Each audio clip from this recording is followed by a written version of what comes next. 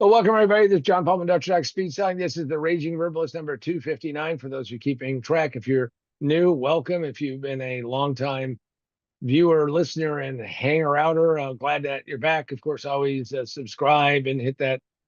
If you want to hit that notification, but I find those annoying, so I won't push that too hard. But always hit the like. Always nice to hit the like. So Raging Verbalist is where I talk about a topic that is at hand and don't veer off much into politics. And of course, the person who asked me the question, who plies me and gets this out of me as if I needed more plying, is the ever lovely Sandra. Welcome, Sandra.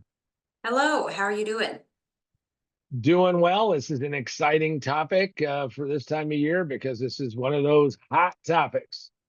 All right, so we are talking about the influencer bubble. So, for those who don't know, what is an internet influencer? Well, people, call it an internet influencer or a social media influencer, and these are individuals who are essentially they have a large following. They're out there creating content all the time, and they're also pitching. So they have lots of people, and they start talking about brands and products and everything. A lot of fashion, a lot of beauty, lots of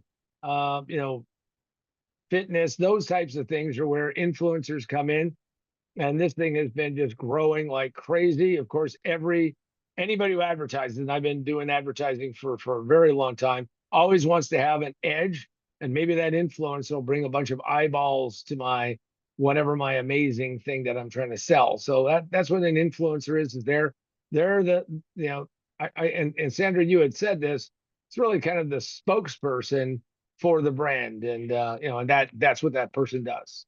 And of course you were a spokesperson, trying to help people break their sobriety by going into bars and offering them, certain drinks. So tell us a little bit about that.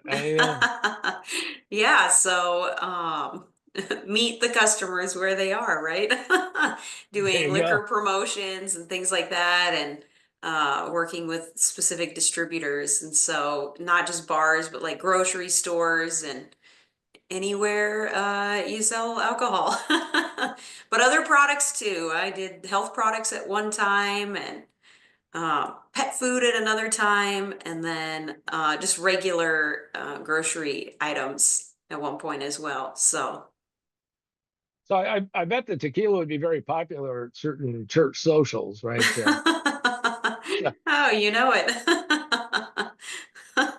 and of course this whole thing came about because first YouTube, and then Instagram, and then TikTok, and those three kind of came together. So that's what an influencer is. I mean, it's think of Sandra, but having a million people wanting to hear her say, you know this stuff is good. That's right. So, when did this start? Well, it's this kind of conflagration. That's a fancy way of saying coming together of a variety of different social media. YouTube had to be in place, and we saw people starting to do a little advertising on YouTube, which, by the way, was a smart buy for the boys at Google and doing that, because it is a huge money maker for them.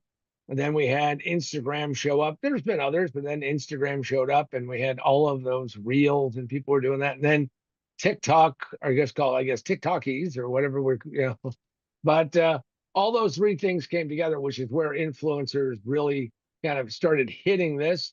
And I've been watching this trend over the years develop. It's kind of fascinating. You have to have the right product or service that you're going to try to put on there, because I can't imagine somebody saying, well, maybe it would work, but say, hey, I'm Bob Johnson, and this is the wrench of your dreams or something. So, who wants to be an influencer? Well, this is why we're actually, chasing this topic today. Is that they just recently did a survey of Gen Zers, and yes, there are Gen Alpha who are coming before, or actually after Gen Zers, but Gen Z is really that kind of locking and moving into place. And they did this survey, and they asked them about, well, what do you want to be when you grow up, and what does that look like? And the interesting thing is that this survey pointed out that 57% of Gen Zers said, I'd like to be a social media influencer. I'd like to be that person who's on the internet and, talking about cool things, and, selling merch and doing all those things. And doing really well and all of that. Now, here's the scary thing. So, 57% is pretty high. And, but the scary part about it is that, 53%, actually, 53% of the 57%, which really is at least 4% who don't think of this, think it's viable. They think it's a viable career option. And, so what are you going to be when you grow up, Sally or Billy? Well, I'm going to be a social media influencer because, well, that's what I'm going to be. Why do you need to go out and do anything else? Just be a social media influencer. So to me, that was a crazy statistic because it was like, wow, how is that even possible that that many people, I guess, are sucked into that? And does that make any sense? Well, usually it doesn't. It's like when you look at the statistics, 1% are going to really be able to be successful in that arena even today. And it's getting more competitive every single day because if you're an agency, you're looking for eyeballs and you don't really want to sponsor anybody or you don't want to bring any clients in unless they have lots and lots and lots of followers. So the bottom line of this, and I was just looking at an agency, not for myself, but looking at an agency to see, well, what are their criteria? And they said, well, if you have 1 million+ followers, we're interested in talking to you.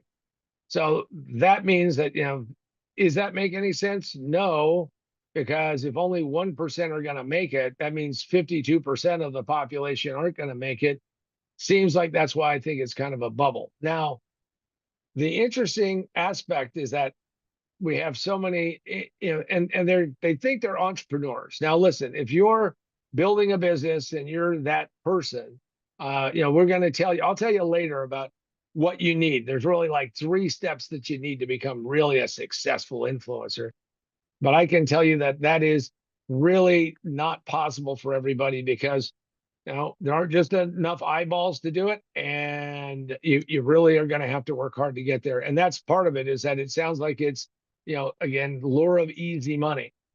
Now, one of the things that I can do to help you, if you are going to think about it, is that you go pick up my book because most businesses fail in the first 5 minutes. Because say most influencers fail probably in the first 5 minutes. It just takes them 3 to 5 years to realize it, position to win. And you can get this physically by going to position2winbook.com, position2winbook.com, position2winbook.com, or you can go get it from Amazon, Barnes and Noble, Books a Million, wherever books are sold. They will actually can get you a physical copy. Also, you can get it digitally on Kindle, Nook, and Apple iBooks. And go check it out. And what this will tell you is some of the things that you absolutely must know if you're going to be successful in that space. Also, so that so it's that's that. And then this is remote work for a better world, because while you're trying to build your influencing network, you may want to, in fact, go out there and have something else that's producing money. And knowing how to do remote work is probably a good thing.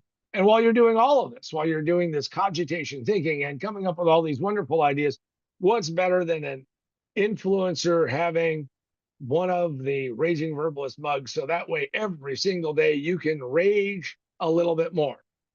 All right, Sandra, what do we have next? All right. So, what are some of the things people can do to be successful as an influencer? Well, this is where I said that there's 3 easy steps. Now, they're easy to say, they're hard to do. Number one, and again, this is a little tongue in cheek, and then I'll give you, more beyond that. Number one is to be really attractive. Doesn't matter how you designate who you are. If you're a woman, be hot. I know that might shock some of you. If you're a guy, be really set aside that attractive look, whatever that might be. Now, if you're whatever else you are, but you got to be really appealing, because that's what people want to do. They want to have somebody that's appealing. Number two is you need like 1 million followers. So you got to figure out how you're going to get 1 million followers. And number three is how to connect with the different brands and how that works out for them. Because if you don't have that, you're not going to be successful.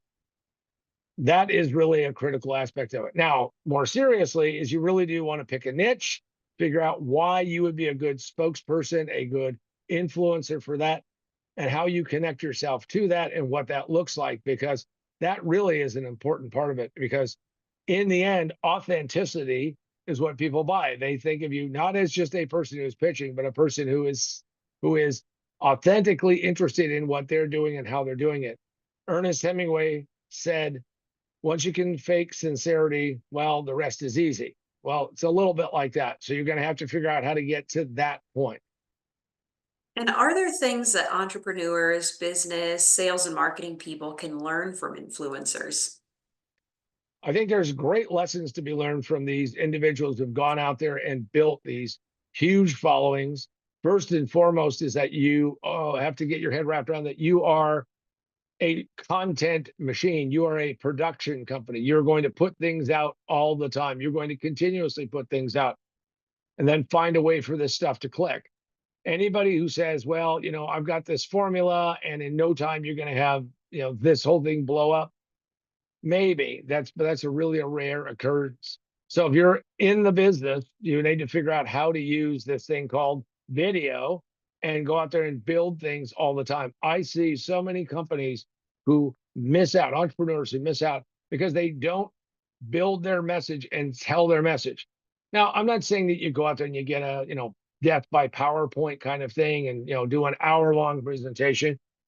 We've learned one thing from influencers. Shorts work. I mean, I watch shorts all the time where people will talk about something. Oh, hey, what's the newest feature on this Samsung Galaxy phone or this Apple iPhone? And they'll show you one thing and they'll get you excited, right? And they have all the right cuts and the compression and all that.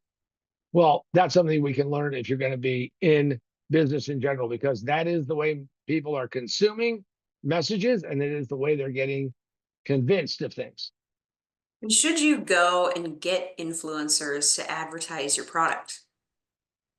Well, here's the interesting thing. A good friend of mine was in the mortgage business before, of course, the Great Recession, and he was in Chicago, and he went out and hired William the Refrigerator Perry. Now, again, a bunch of you may not know who that was, but this was a giant of a man who had great notoriety, but was very well known in Chicago. Had a Super Bowl ring, had all that stuff.